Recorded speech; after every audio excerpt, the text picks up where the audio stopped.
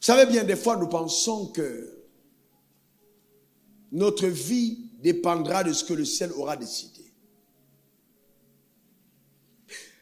Et je vais plus loin. Dieu peut avoir résolu à ton égard bien des choses.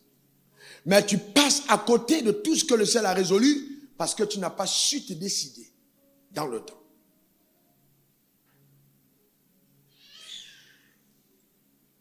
Dans Matthieu 8, verset 13, il est écrit qu'il te soit fait selon ta foi. En d'autres termes, ce qui nous arrive, ce n'est pas la conséquence de ce que le ciel a arrêté. Non, mais c'est bien plus.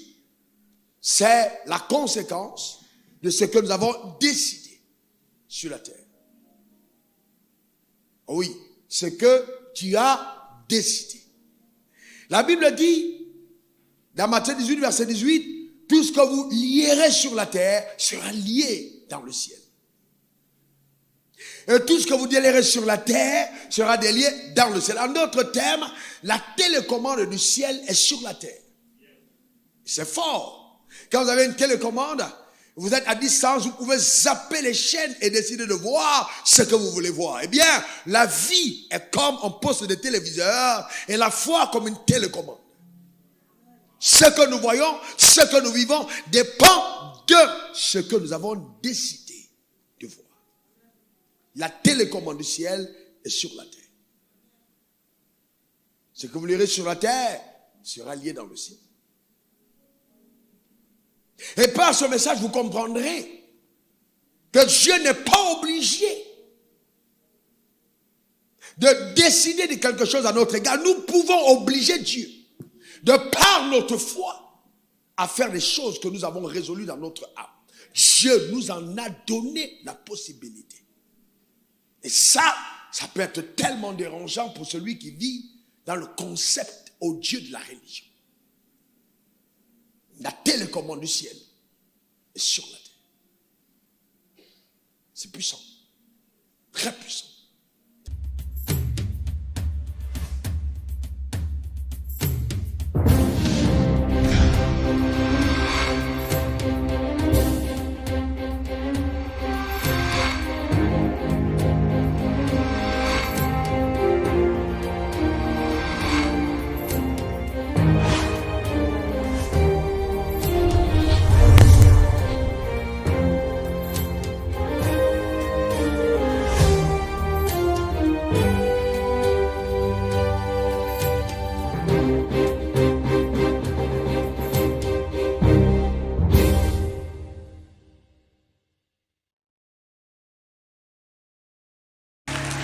Eh bien, mets ta main sur ton cœur, nous allons prier.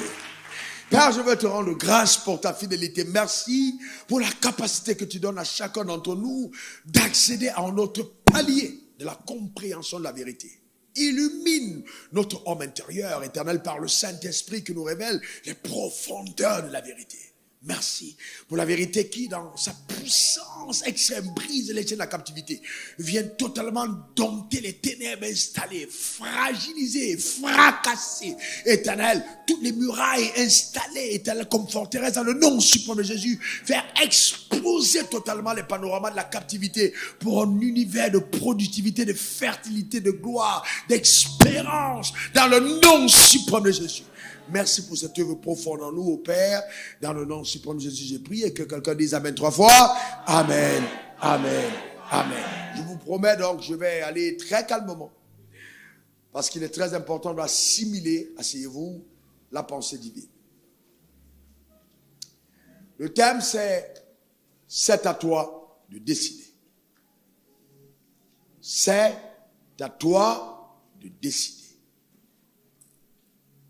Vous savez bien, des fois, nous pensons que notre vie dépendra de ce que le ciel aura décidé. Et je vais plus loin. Dieu peut avoir résolu à ton égard bien des choses. Mais tu passes à côté de tout ce que le ciel a résolu parce que tu n'as pas su te décider dans le temps.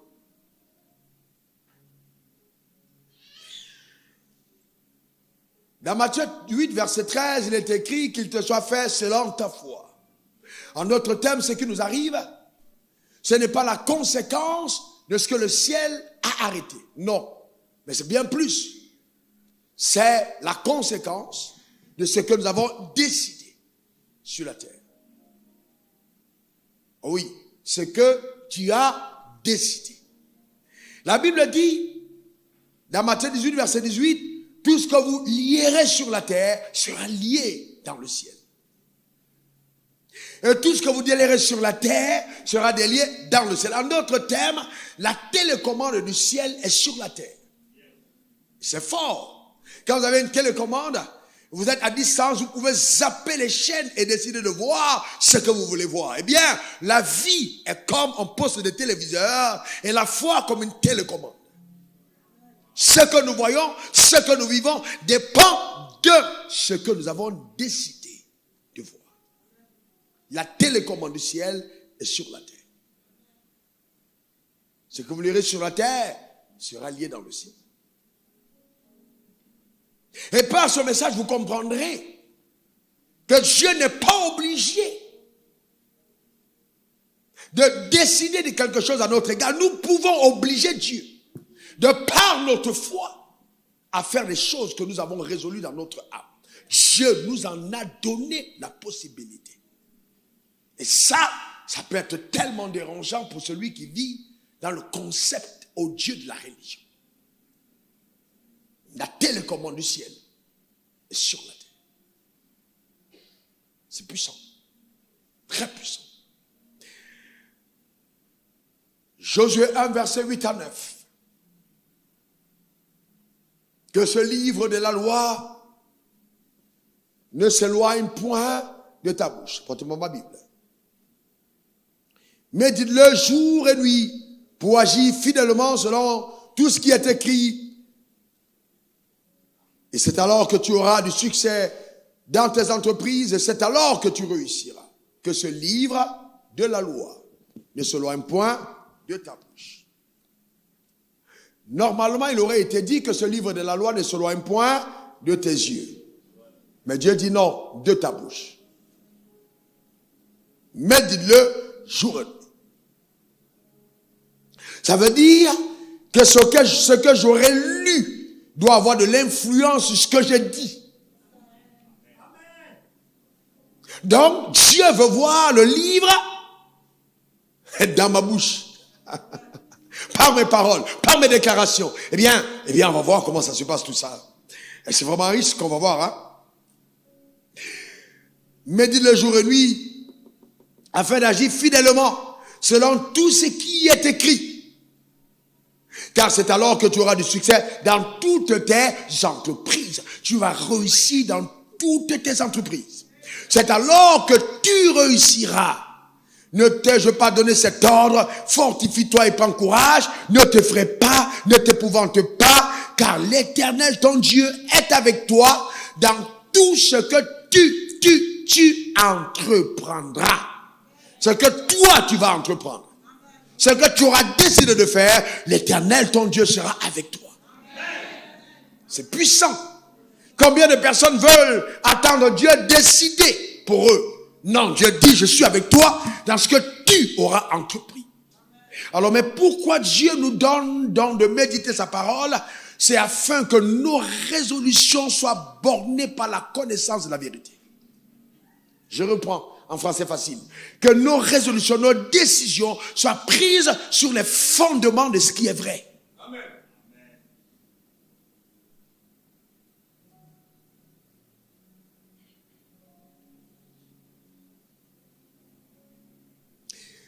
En d'autres termes, la méditation devra susciter en nous l'action de prendre des décisions fondées sur la connaissance de la vérité. Quand je médite, la méditation doit, voyez-vous, doit susciter en moi l'action de prendre des décisions. De prendre des décisions fondées sur la connaissance de la vérité. Par exemple, un jour, nous sommes à l'étude biblique et je lis la Bible et mon pasteur dit: par les meurtrissures de Christ, vous avez été guéris. Ce jour, le avez été s'allume dans mon esprit. Je dis waouh, C'est pas nous serons, mais nous avons été. Donc ça change tout. J'ai dit, mais attends, ça veut dire que si je suis malade, c'est pas vrai. La Bible dit, j'ai été guéri. À partir de ce moment, je prends une décision. J'ai dit, bon, comme je suis guéri, alors je ne prends plus aucun médicament parce que je suis déjà guéri. Donc si la maladie vient, je lui dirai, tu t'es trompé d'adresse. Ce n'est pas de moi qu'il s'agit, parce qu'en ce qui me concerne, je suis déjà guéri. Quelque temps plus tard, je tombe malade. Moins d'une semaine plus tard. Parce qu'en fait, tu vois, les événements de la vie qui arrivent viennent tester votre capacité à vous tenir sur les décisions que vous avez prises. C'est pas pour vous ébranler, non. C'est pour tester, pour voir si vous êtes sérieux. Et donc, je tombe malade et je commence à chauffer sérieusement. On me demande de prendre des médicaments. Je faisais le palu tous les mois. On m'apporte la Nivaquine à laquelle j'étais tellement habitué. Et je décide de ne pas prendre. Et mon père, commissaire de police, est informé de cette effraction dans sa maison. Il est malade, il ne veut pas prendre des médicaments. Et là, il me dit, écoute, voilà les médicaments au cheveu du lit. Je te le dis maintenant. Je reviens ici, je veux voir que tu as mis ce médicament. Tu as bien compris? J'ai dit oui. Et tourne le dos. Il ne négociait pas. Je prends les médicaments, je leur dis, Seigneur, par la foi, je les bois au nom de Jésus. Je jette en bas du lit. Je prends l'eau et puis je bois. Il revient, est-ce que tu as bu? Je fais ça. Parce que moi aussi, j'étais une tête dure. Tu as bu? Je fais ça. Il regarde, il voit que c'est parti. Il tourne le dos, il s'en va. Je n'ai pas répondu parce que je ne pouvais pas mentir. J'ai seulement dit, regarde. Ah ouais, ouais.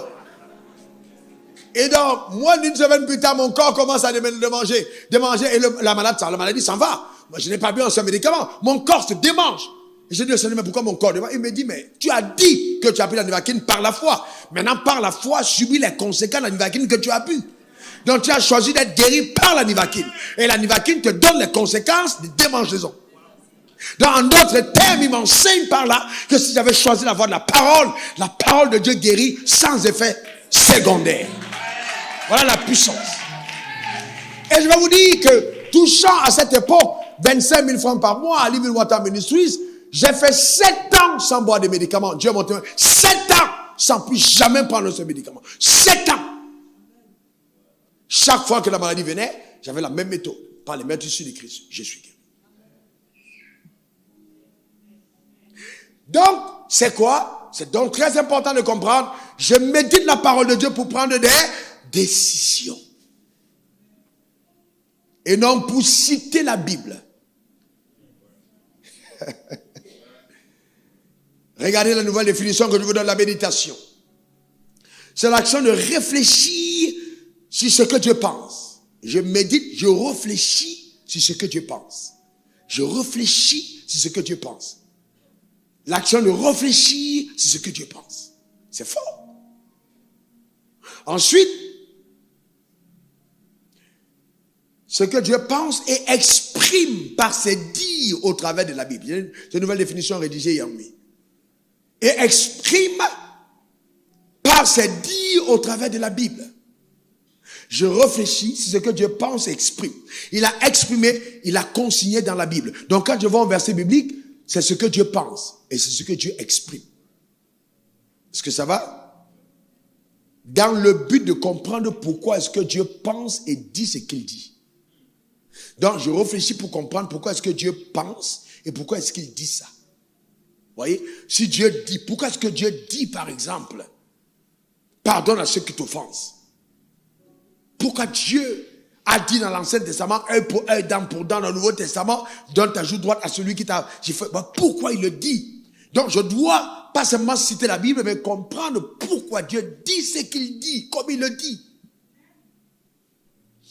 Voyez-vous? Et c'est là où intervient le Saint-Esprit qui t'amène à comprendre pourquoi. Dans cette compréhension de ce que Dieu dit, devrait donc maintenant nous amener à penser comme il pense.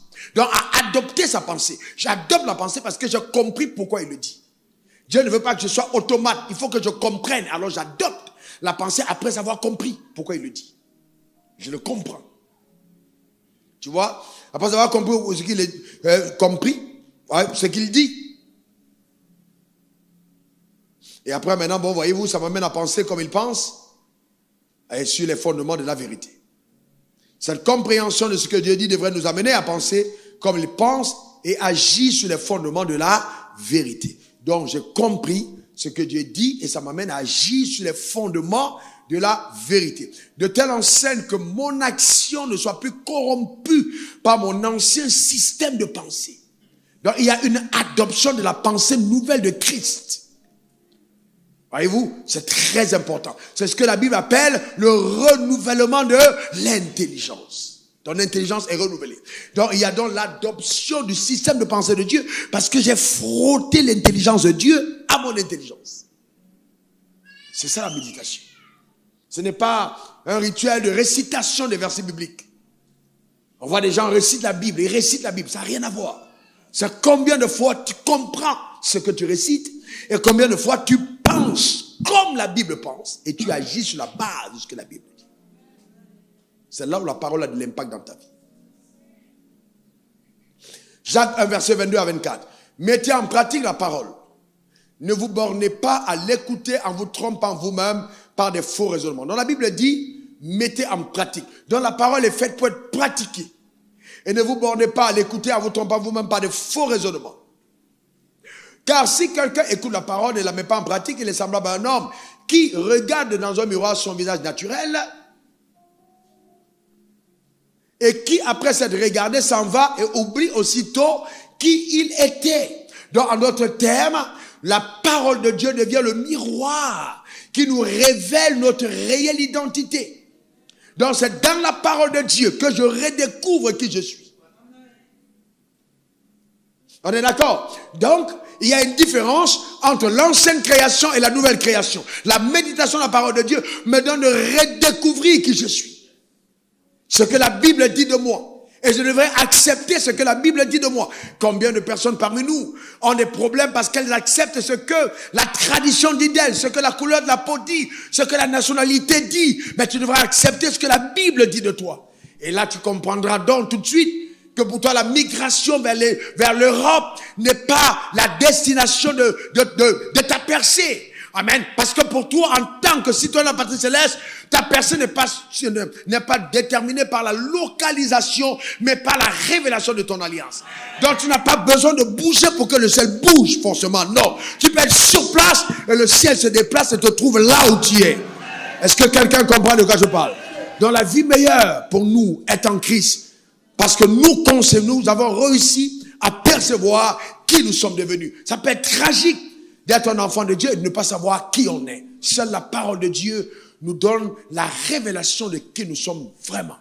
Voyez-vous, redécouvrir l'image et la ressemblance de Dieu. Redécouvrir l'image et la ressemblance de Dieu. Et ça, c'est au travers de la parole de Dieu. Amen. Regardez en cas pratique, Pierre est avec Jésus. Et Jésus enseigne, Jean 14, verset 12, celui qui croit en moi fera les œuvres que j'ai faites, il en fera même de plus grandes, parce que je m'en vais au Père. Jésus le dit. Alors Pierre dit, what? Celui qui croit en moi fera les œuvres que j'ai faites, il en fera même de plus grandes. Donc en tant qu'étudiant de la parole, en tant qu'étudiant de l'école biblique de Jésus, parce il formait ses gars, il se souvient de l'enseignement. Il dit, ok. Et un jour, Jésus donc a une grande campagne d'évangélisation. Et elle était fameuse. Il a multiplié les pains, il a nourri 5000 hommes, c'était incroyable, c'était vraiment glorieux. Tellement glorieux, qu'à la fin, il dit à ses gars, écoutez, vous partez. Partez de l'autre côté, moi je vais renvoyer la foule. Donc, ces gars s'en vont.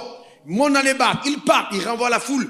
Et vers la 4e veille de la nuit, ça dit vers 4 heures du matin, ils sont dans la barque, au milieu de la mer, ils voient un homme qui marche sur les eaux. Et puis, il s'écrie dans le bateau, dans la pirogue. Oh, c'est un fantôme, il crie. Et je lui dis, non les gars, c'est pas un fantôme, c'est moi. Alors, c'est moi. Alors, Pierre se souvient, mais attends. Il a dit, celui qui croit en lui fera les œuvres qu'il fait, il en fera même de plus grandes. Il dit, mais si c'est toi, voyez-vous, ordonne que je vienne. Ce n'est pas le ciel qui l'appelle, mais c'est lui qui dit au ciel, je ne peux plus être ordinaire comme les autres. Je veux marcher sur l'eau comme Jésus. Ordonne que je vienne. En d'autres termes, je veux te ressembler.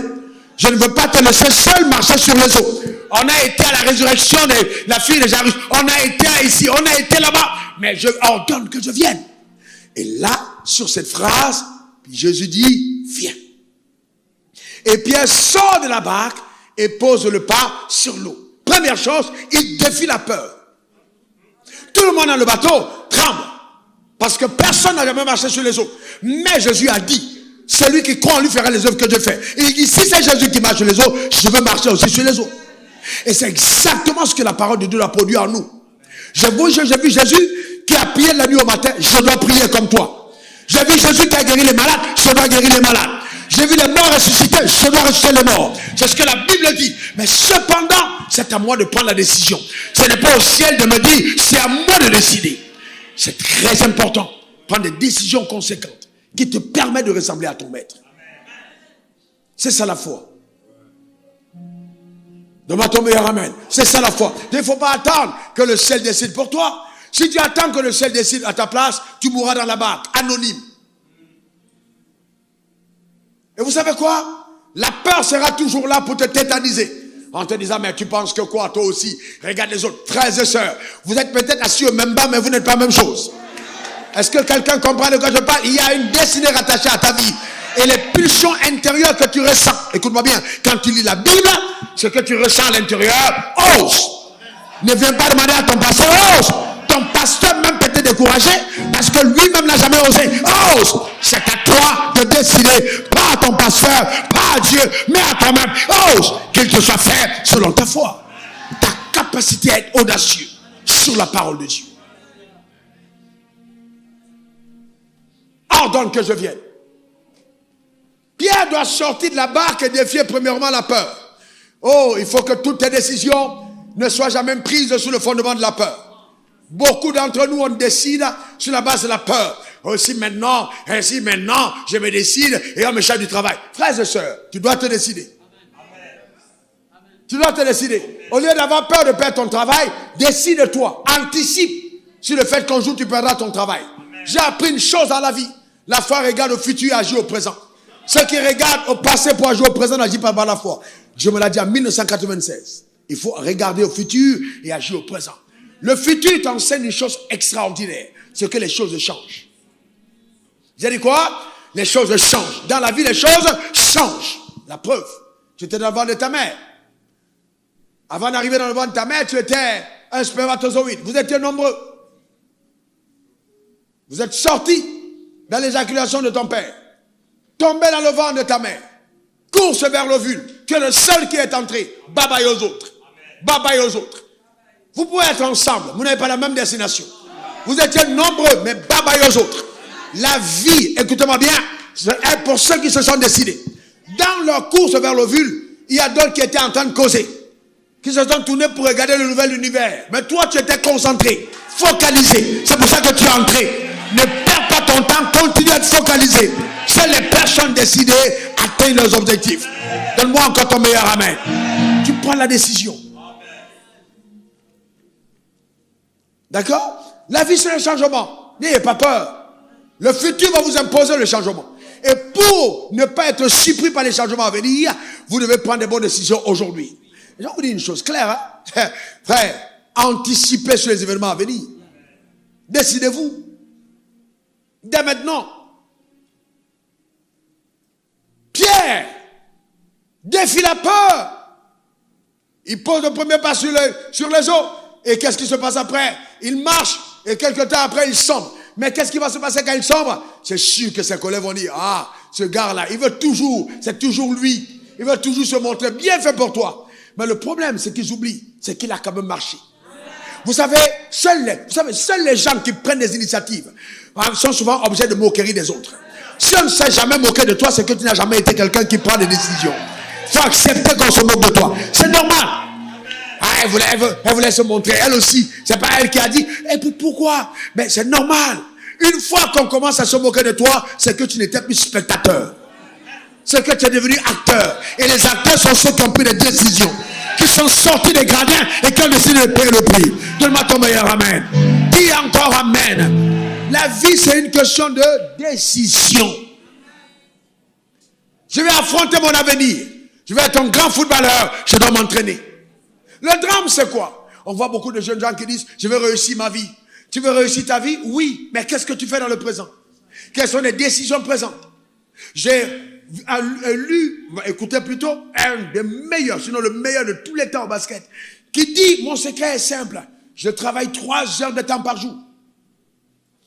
Et vous ne pouvez pas travailler 1 heure par jour et devenir meilleur en basket. Vous devez travailler au moins 3 heures. Alors, si un sportif te dit 3 heures d'entraînement par jour, il dit si 1 an, vous ne pouvez pas imaginer les exploits que vous allez faire parce que 3 heures par jour vous entraînez. Ah, tu ne vas pas me dire que tu veux réussir ta vie et tu n'as pas le temps de t'entraîner. En ce qui concerne ton avenir, tu ne t'entraînes pas. Ta relation avec la Bible, tu ne l'as jamais prise entre ta main. Tu n'as pas le temps pour elle et tu estimes que Dieu va t'utiliser. Sur quelle base? Tu ne t'entraînes pas. Les exercices de la piété sont utiles. Tu dois t'entraîner. L'entraînement est indispensable. Tu dois t'entraîner. Il faut payer le prix pour réussir dans la vie. Voyez-vous, c'est fondamental. Et c'est ça le drame. C'est que beaucoup d'entre nous, on anticipe pas le futur, alors que le futur, c'est le changement. Dans le ventre de ta mère, quand tu es sorti tout bébé. On t'a porté les couches. Mais tu n'as plus les couches aujourd'hui. Parce que la vie a changé. La vie change. La vie change. Il ne faut pas être surpris. La vie change toujours. Certains d'entre vous, c'est les cheveux sont déjà blancs. Si ce n'est pas encore blanc, un jour ça sera blanc. Il faut anticiper. Ah oui, il ne faut pas te tromper. La vie est ainsi faite. Et ça change. On est d'accord? Les choses changent. Et les gens sont souvent étonnés quand les choses ont changé. Ça change, frère. Il ne faut pas t'étonner. L'ami d'aujourd'hui paie l'ennemi de demain. Parce que les choses changent. Le disciple d'aujourd'hui paie le trait de demain. Les choses changent. Il faut anticiper sur le changement. Les gens peuvent être sérieux avec toi aujourd'hui et pas demain. Il faut anticiper. En fait, je vais plus loin. Parce que la foi regarde au futur. Quand je marche avec les gens, je ne commets pas l'erreur de regarder à leur présent. Non. Je regarde au futur, pas au présent. Parce que la personne loyale d'aujourd'hui peut être le trait de demain. Et le trait d'aujourd'hui peut être le loyer de demain. Donc, je ne regarde pas au présent. Je regarde à ce que la personne est dans le futur. Pas au présent. Et c'est comme ça qu'on se fait avoir. Les meilleurs amis sont ceux qui vous poignardent après. Parce que vous n'avez pas anticipé sur le futur. Priez pour savoir quelles sont ces personnes dans 10 ans.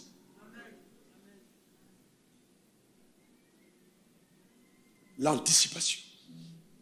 Anticiper. Voyez-vous, le changement. Il ne faut pas prendre tout ton argent. Tu as 23 ans, 24, 25, 30 ans. Tu perds ton argent, tu payes 100 robes à cet âge-là. Anticipe le futur. Tu vas prendre du poids. Donc, il ne faut pas penser que ces robes-là, ce sont des monuments. Tu vas laisser ça demain. Il faut demander à tes grandes sœurs. Elles sont là, elles passent devant leur coudeur, comme ça, leur placard, elles regardent et disent, hé, quand je vais maigrir. Quand tu vas maigrir, donne la robe là, tu ne vas plus jamais maigrir. C'est terminé. Le temps est passé parce que tu faut comprendre que les choses changent. Ça anticipe, frère. C'est clair et net. Un bébé est arrivé, 2 bébés arrivés, ça a changé. Tu n'as qu'à porter les serrés, les coubolans, n'importe comment. Ça change. C'est une question de saison. Et il faut comprendre que ça change. La vie change. Il n'y a que Dieu qui est stable. Et c'est pourquoi c'est seulement Dieu qui mérite notre confiance. Il n'y a que Dieu qui est stable. Même les hommes, ça change. Ah, il m'a trompé. Il m'a dit qu'il m'aimait. Il ne t'a pas trompé. Ça a changé. Il ne t'a pas trompé parce qu'il était sérieux. Il était très sérieux. Sauf qu'avec le temps, ça a changé. Les choses changent. Très attention. Et on n'est pas prêt à accepter les changements ou anticiper. Ça change. Et donc c'est pourquoi il est important, voyez-vous, parce qu'on le sait, de prendre de bonnes décisions. De bonnes décisions. Tu peux décider de te marier sous la romance, mais on ne reste pas dans le foyer parce que la romance a continué. Non, la romance, c'était pour le mariage. La romance, c'est pas sûr que ça continue. Mais c'est pas parce que ça n'a pas continué que tu dis je vais m'arrêter.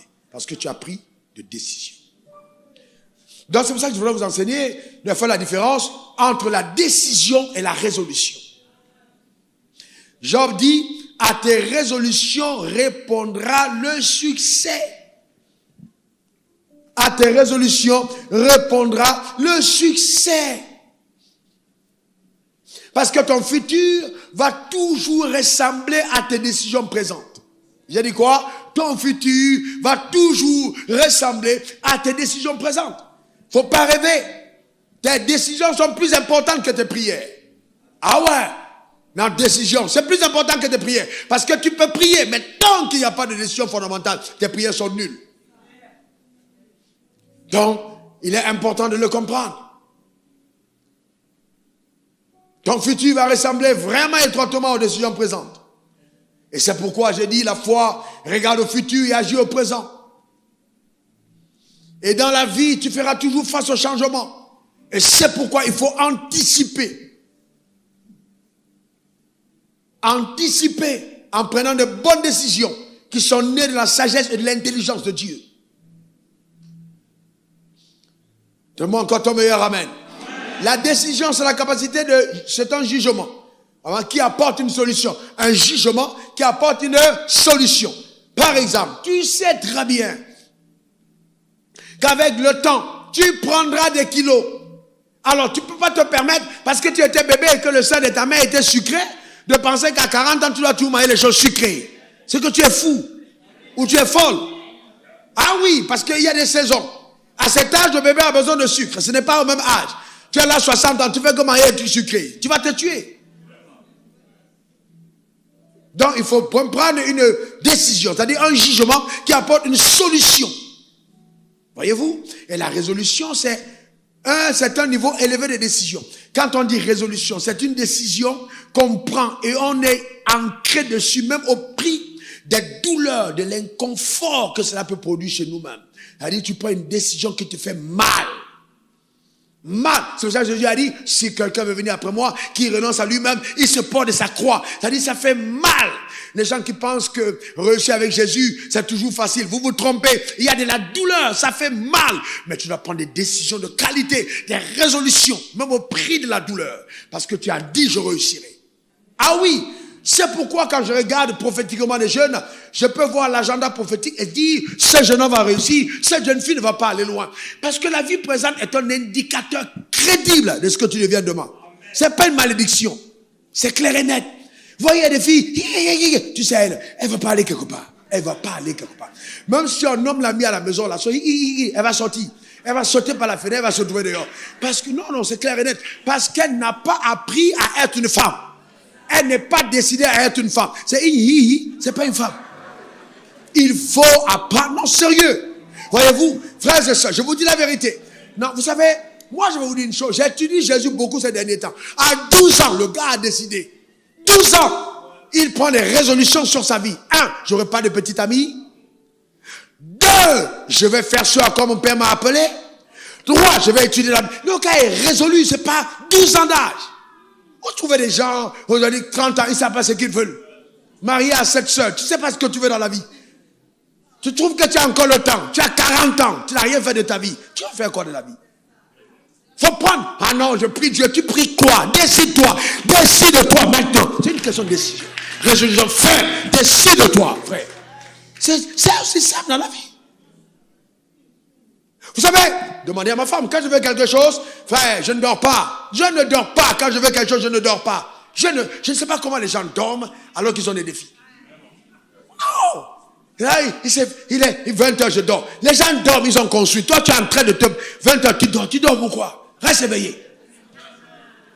La Bible a dit, si quelqu'un a des problèmes, qu'il fait quoi? Il prie. Ah, tu l'as prié.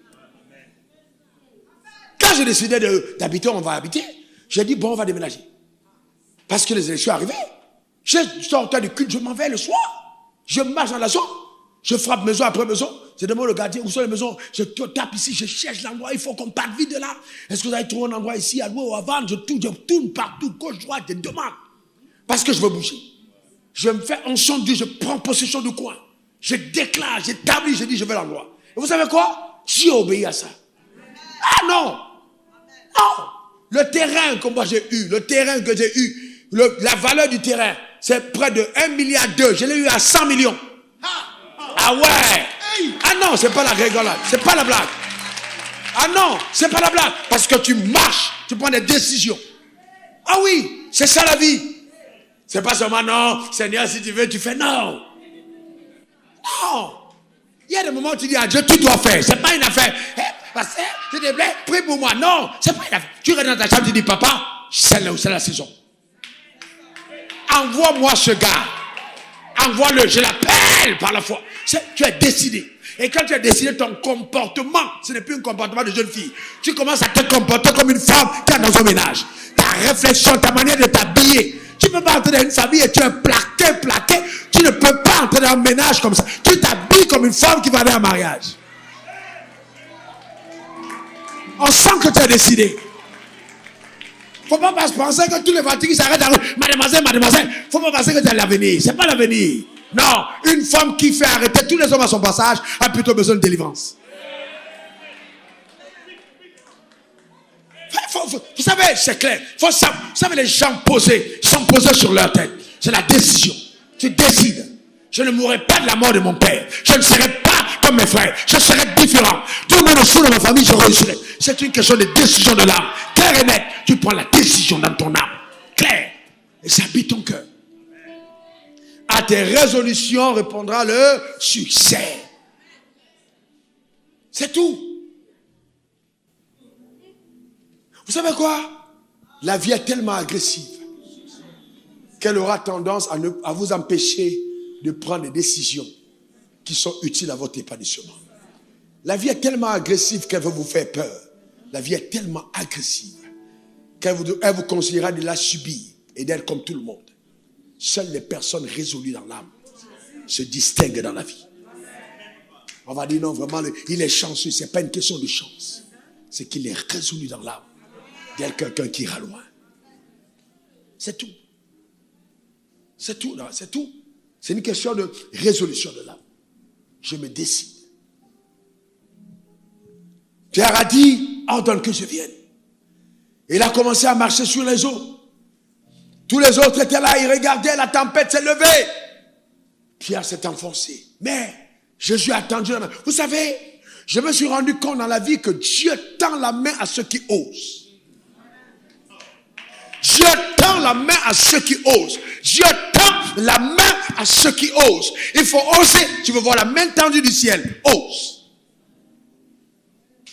Dieu même tend la main à ceux qui osent. Souvent, nous n'avons pas vu la main de Dieu parce qu'on n'a pas osé. Ose, tu verras sa main. Il faut oser. La Bible nous parle d'une femme qui avait une perte de sang depuis 12 ans. La Bible dit que Jésus passait, une foule de personnes étaient autour d'elle. Une foule de personnes. Elle vint par derrière, elle se disait en elle-même, écoutez, elle se disait en elle-même, si je puisse simplement toucher son vêtement, je serai guéri. Cette femme, premièrement, a défié la loi. La loi interdisait à une femme qui avait une coulée de sang de sortir. Cette femme était nommée impure. Cette femme a dit non, je vais aller au-delà de la loi, je vais toucher le cœur de Dieu. Elle était décidée. Même la loi ne l'a pas empêchée. Affaiblie, sans support de personne, elle est venue derrière, elle a touché le vêtement. Écoutez ce que la Bible dit. Écoutez bien. Jésus dit, qui m'a touché? Car il reconnut qu'une force avait quitté. Ça veut dire que la force a quitté Jésus sans son autorisation. Est-ce que vous savez qu'il y a des choses que tu peux prendre du ciel sans que le ciel n'ait permis? Tout ne dépend pas que du ciel. Tout dépend de ce que tu as résolu. La Bible dit qu'il te soit fait selon ta foi. Si sa Bible est vraie, c'est que je peux résoudre d'obtenir du ciel par ma foi. Ah ouais! La méthode de guérison, c'est pas Dieu qui l'impose, c'est toi qui l'impose. La femme dit, je touche le vêtement. Elle a été guérie par le toucher arrière. Jésus se retourne. Et non, plus grave, elle a stoppé le cortège. C'est-à-dire, prophétiquement, Jésus était en train d'aller avec une décharge d'onction vers une maison de quelqu'un. Et elle arrête le cortège. Elle stoppe, elle tire son miracle sans que Jésus n'ait autorisé. Jésus dit, quelqu'un m'a touché. Elle vient se jeter devant l'épée du Seigneur, elle dit, c'est moi. Elle raconte son histoire, Jésus dit, ta foi t'a sauvé. Donc Jésus reconnaît que ce n'est pas lui. Quand il dit ta foi t'a sauvé, c'est pas lui, c'est pas la compassion, c'est pas la miséricorde, ça c'est la foi, l'audace. Ta foi t'a sauvé. Pourquoi? Parce que la foi impose au ciel ce qu'elle désire. J'ai dit quoi? Impose au ciel ce qu'elle désire. Et c'est pourquoi il faut prendre des résolutions dans la vie, frère. Il faut prendre des résolutions dans la vie, frère. Il faut prendre des résolutions dans la vie. Simplement. Si ces choses, nous le savions, les choses allaient être vraiment faciles pour plusieurs d'entre nous. Je vous donne quelques-unes de mes résolutions. Pour vous encourager. Premièrement, j'ai résolu que je ne vais détester personne. C'est-à-dire, j'ai fait le choix de vivre dans l'amour. Je ne sais pas haïr. J'ai tellement prié pour ça qu'aujourd'hui, quel que soit ce que quelqu'un me fait, j'ai toujours de l'amour. Je ne sais pas détester. La haine n'est pas dans mon cœur. Je n'ai pas de place pour la haine. C'est une résolution. Une autre résolution, une deuxième, je vous la donne. J'ai décidé d'atteindre mes objectifs de vie. C'est-à-dire, je ne suis pas de ceux qui mourront et puis Dieu va me dire, tu n'as pas fait ce que je t'ai demandé. Impossible. J'ai résolu, quelles que soient les circonstances, j'atteindrai mes objectifs de vie. Ça, c'est une résolution de mon âme. Et vous savez quoi? Je m'investis pour ça. Ça modifie mon comportement. Je ne sais pas depuis combien d'années je n'ai pas mis pied à Sokosé, combien de temps je suis pas au Cap Sud, mais parce que tout le temps qui passe et les résolutions sont, je les revisite. J'ai 3 axes. Mes bureaux, ma maison, salle de sport, église, terminé. Voilà le parcours usuel de mes déplacements. Pourquoi? Parce que je vis avec un objectif. C'est ça la résolution. Je ne peux pas être là à tous les deuils, être là à toutes les veillées, être ici à gauche, à tout Yapti dans telle maison. Je suis parti. Non, je suis résolu à atteindre mes objectifs. Donc je ne peux pas être en train. Non. J'ai un objectif à atteindre. Ce n'est pas possible. Et le temps est limité. Je dois atteindre mes objectifs. C'est clair. Ça fait partie de mes résolutions. J'ai aussi résolu que je ne mourrai pas pauvre. Ça, c'est pas Dieu qui m'a dit. J'ai résolu. Quand j'ai lu la Bible et que Dieu m'a visité, j'ai dit je ne mourrai pas pauvre. C'est une résolution de mon âme. La pauvreté, jamais. Je ne mourrai pas pauvre. Ça, c'est une résolution que j'ai prise dans l'âme. Je ne mourrai pas pauvre. Amen. Est-ce que tu peux prendre cette décision? Je ne mourrai pas pauvre. Je supporterai l'évangile avec mes avoirs. Je ne mourrai pas pauvre. Je hais la pauvreté. Je maudis la pauvreté. Je n'ai pas d'alliance avec elle. Ça fait partie des résolutions de l'âme. Amen. Et dans ton cœur, tu dois prendre des résolutions fermes. Une autre résolution que j'ai prise, je ferai régulièrement du sport. Ah oui, régulièrement du sport. Parce que Dieu m'a parlé du sport. Et j'ai résolu, parce qu'il m'a parlé du sport, d'en faire. J'ai tellement de prédications à donner, tellement de voyages à effectuer, que je n'ai pas envie de terminer dans la soute. Il faut que je prêche, il faut que je voyage, il faut que je fasse ce que Dieu m'a demandé de faire. Donc qu'est-ce que je dois faire? Je dois préparer mon corps. Mon corps, ça fait partie de mon ami de guerre. Je ne peux pas négliger mon corps. Donc je dois travailler avec mon corps. Alors pour travailler avec mon corps, non seulement je fais du sport, mais je fais attention à ce que je mange. Quand j'étais bébé, ma mère me donnait à manger. J'étais un bébé. Maintenant, je ne suis plus bébé. Quand je mange à table, je demande qu'est-ce que c'est. Je dois moi-même voir qu'est-ce que j'avale. Quels nutriments ça apporte dans mon corps. Est-ce que ça participe à sa destruction ou à sa fermeté? Je dois savoir. C'est pas parce que non, je dois savoir. Je peux, à cet âge, choisir de délaisser les plats que j'ai aimés quand j'étais jeune. Parce que les décisions peuvent varier selon les saisons. Ah, ça c'est clair. Tu abandonnes des choses que tu aimes parce qu'à cet âge, ce n'est plus permis. Je n'attends pas que le médecin dise pas de sel. Je dois équilibrer mon organisme le plus rapidement possible pour ne pas avoir des restrictions drastiques.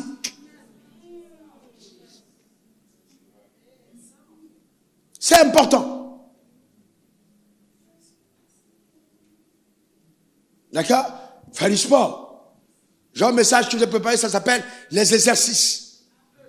Ah oui. Ça s'appelle les exercices. Et là, nous allons parler d'exercices. Exercices spirituels, exercices physiques.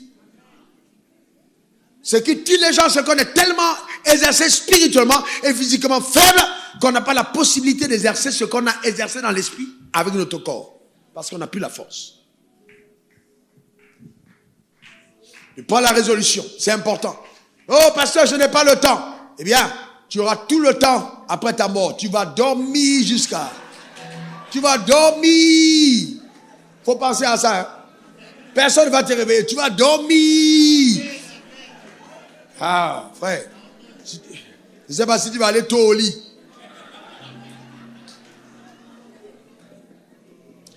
Une autre résolution, c'est que j'ai décidé de vivre par la foi. Je dis quoi? Vivre par la foi. C'est-à-dire de mettre ma confiance en Dieu. De ne regarder qu'à Dieu. Gloire à Dieu. Pour les personnes loyales qu'il envoie. Mais tu dois t'efforcer à ne regarder qu'à lui seul. Ah oui. Une autre résolution que j'ai prise, être toujours présent au culte. Vous êtes avec moi ici, je ne sais pas combien d'années pour certains d'entre vous. Plus de 15, 17, 17 ans, 18 ans d'autres. Jamais vous n'avez appris. Il y a culte, je suis à Koumassi. Tu appelles pasteur, occupe-toi du culte, je suis à Koumassi. Je suis à Trècheville. Je suis allé acheter des trucs. Vraiment, il y a des trucs qui manquent à la maison. Je ne peux pas être là au culte du soir. C'est pas possible. Occupe-toi du culte. Ou alors je viendrai sur mon troisième culte. Je suis trop occupé. Tu sais, je me suis réveillé un peu. J'ai un peu mal au dos. Pasteur, prêche. Comment tu vas aller loin? Parce que tu n'as pas pris de résolution. Vous comprenez?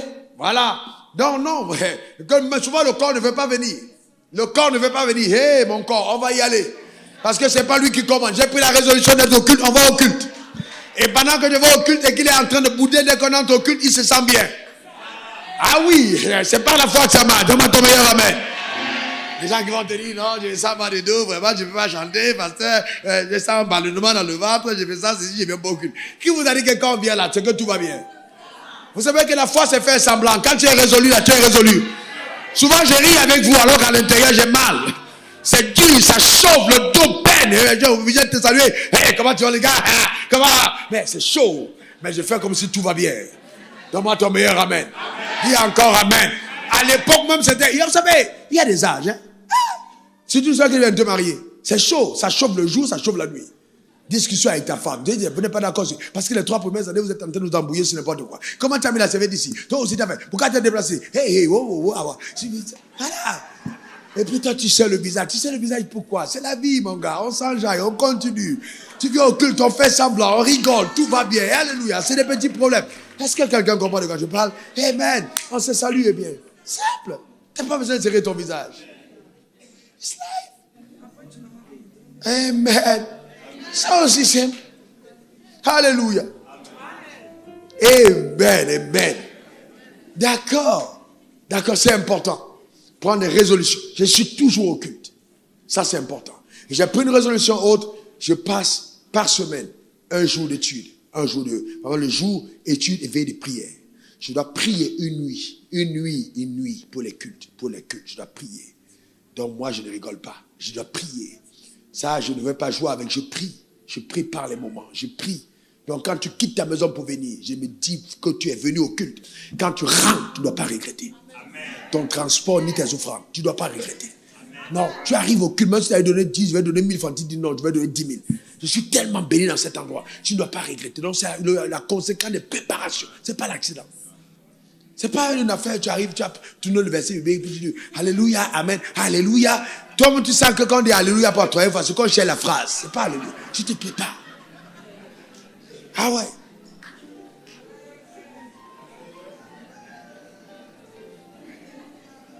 Que Dieu bénisse ton âme. Et vous savez quoi? Je suis sur le point de prendre de nouvelles résolutions. Parce que je dois atteindre de nouveaux objectifs qui n'avaient pas été inscrits sur mon tableau de bord. Je dois produire très régulièrement des émissions, monter une chaîne télé, écrire des livres et les sortir. Donc, alors là, je suis obligé de revisiter mes résolutions pour pouvoir atteindre un autre palier. Chaque fois que tu migres d'un niveau à un autre, ce sont les nouvelles résolutions qui te font y arriver. Il faut créer de l'espace, dans l'espace déjà très occupé, pour permettre de continuer de monter. Et ça, c'est un véritable défi. Et le Saint-Esprit t'aide toujours à y arriver quand tu as vraiment décidé d'y arriver. Voilà comment ça se passe. C'est pas seulement non. Décision. Et ton âme, il faut en être le seul maître. Ni ton mari, ni ta femme, ni les démons, personne ne doit gouverner ton âme. Je reprends, ni ton mari, ni ta femme, ni personne d'autre. Personne, même ton pasteur, personne. Écoute-moi très bien, l'âme, ce sont des résolutions personnelles. Dieu t'a donné le libre arbitre. Lui-même ne veut pas violer ton âme. Donc prends-en grand soin. Prends-en grand soin, sachant que les décisions que tu prendras dans ton âme, ce sera le gouvernail de ta destinée. Et ton futur ressemblera étroitement aux décisions courageuses que tu auras prises dans le présent. Le futur arrive, il arrive à grands pas. Donc il est temps pour toi de changer le panorama des choses à venir en te décidant aujourd'hui, pas demain. Il risque d'être trop tard. C'est aujourd'hui, pas demain. Ne remets pas à demain, c'est aujourd'hui. Baisse ta tête, on va prier. Parle à Dieu. Parle à Dieu. Vous savez, à chaque palier où on est, il y a toujours un palier plus grand où Dieu veut nous conduire, un niveau plus élevé où Dieu veut nous diriger. Et donc il est important de ne pas se laisser tromper, de ne pas se laisser séduire. Élève ta voix, parle à Dieu. Il est temps de prendre de nouvelles résolutions dans l'âme. À tes résolutions, répondant le succès sur ton sentier, brillera la lumière. La lumière de Dieu brille sur le sentier de ceux qui se décident. Décide-toi de faire de l'influence. Décide-toi d'être ton instrument entre les mains de Dieu. Décide-toi de vraiment ne pas mourir anonyme. Décide-toi de marquer ta génération. Décide-toi d'impacter. Décide-toi de laisser des traces visibles. Décide-toi de créer de l'influence. Décide-toi de ne pas être de ceux qui échouent dans la vie. Décide-toi de ne pas faire partie des traîtres et des déloyaux. Décide-toi dans la vie. Décide-toi dans ton esprit. Décide-toi dans l'âme. Décide-toi d'être de ceux qui s'identifient à la parole. Décide-toi de vivre la pleine rédemption. Décide-toi de vivre en parfaite harmonie avec la parole de Dieu. Décide-toi d'aller au-delà de là où sont allés tes pères, d'aller plus loin que tes pères. Décide-toi, décide-toi, décide-toi dans le nom suprême de Jésus. Décide-toi, déclare-le dans le nom suprême de Jésus. Décide-toi d'être un mari exceptionnel. Décide-toi d'être une femme exceptionnelle. Décide-toi d'être un leader spécial. Décide-toi d'être un chef d'entreprise sage et intelligent. Décide-toi de porter des fruits remarquables. Décide-toi d'aller plus loin. Décide-toi. Oui, prends la décision maintenant par le Saint-Esprit. Prends la décision dans le nom suprême de Jésus d'être davantage performant. Décide-toi de payer le prix. Décide-toi de t'entraîner.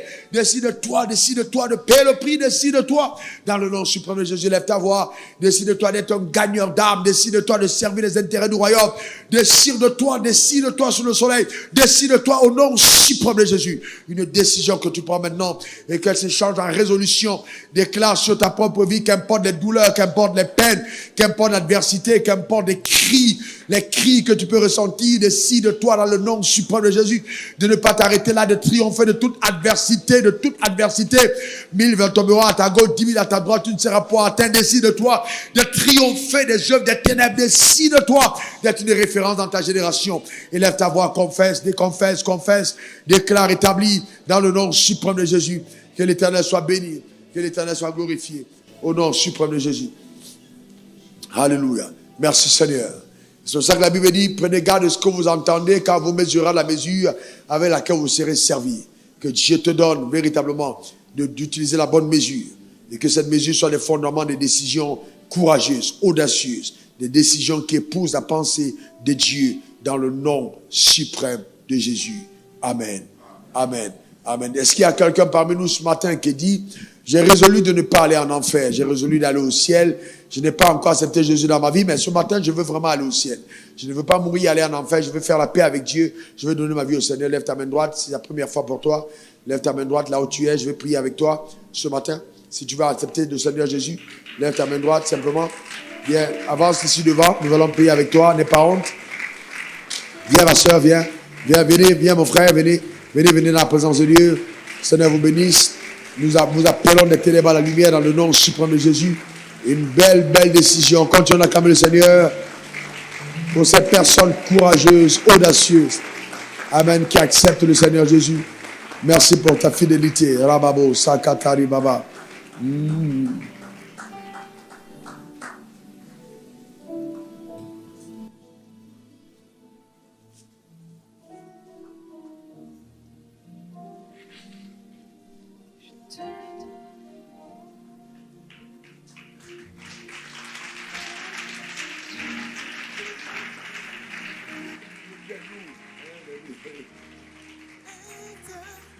Oui, je te donne ma vie, je te donne mon cœur, je te donne tout ce que j'ai, ce que je suis est à toi. Je te donne ma vie, je te donne mon cœur, je te donne tout ce que j'ai.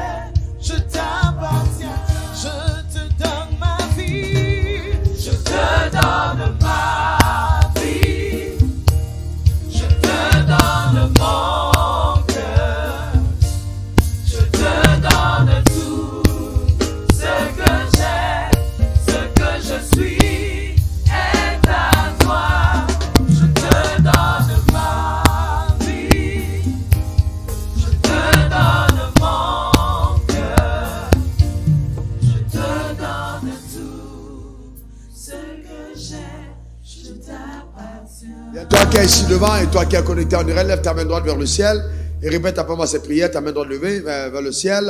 Seigneur Jésus, dis après moi à haute voix, Seigneur Jésus, merci pour ta parole. Dis-le, merci pour ta parole. Je t'ouvre mon cœur. Je demande à mon Père de me pardonner.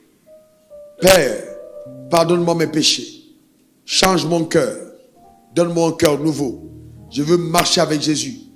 Je divorce avec Satan. Je ne t'appartiens plus, Satan. Laisse ma vie tranquille. J'appartiens à Dieu. Change mon cœur. Change ma vie, mon Père. Au nom suprême de Jésus. Amen. Amen, amen. Père, je te rends grâce pour le miracle, la nouvelle naissance dans leur cœur par tes pleins pouvoirs.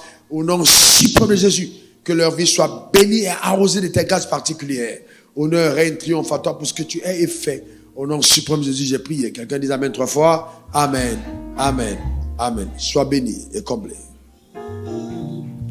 Reçois cette fiche. Acclamez le Seigneur pour eux. Je te donne tout ce que j'ai.